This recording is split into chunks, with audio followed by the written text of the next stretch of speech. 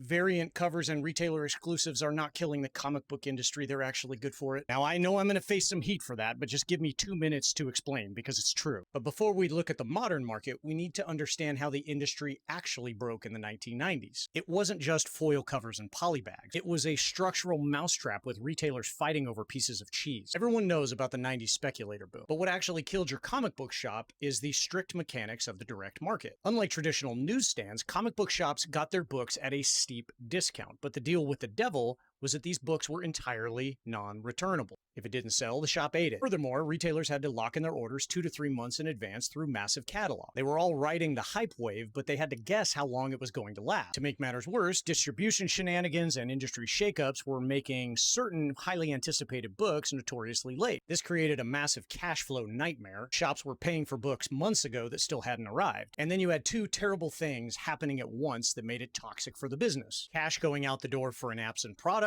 and rapidly waning public interest. When the speculator bubble popped, the casual buyers vanished faster than shops could react. Because of that 3-month blind ordering window and the backlog of delayed books, shops couldn't pivot. They had 90 days of massive, non-returnable invoices barreling toward them for comics nobody wanted anymore. Now, the astute critic might point out, comics are still non-returnable today. What's your point? The difference in today is how those books are ordered, and we have technology to thank for that. Back then, pull lists were on spiral notebooks and an index card. Today, modern retail software and digital pull list apps make it a lot easier. It's not a perfect system, but it allows retailers to order exact numbers for their regular readers instead of blindly over-ordering standard issues for walk-in speculators. So the high-risk speculation hasn't died, it's just been quarantined. Now that's the background. Hit save and follow for part 2, where I'll show you how today's exclusive variant market acts as a firewall to prevent the industry from collapsing in the same way it did in the 90s.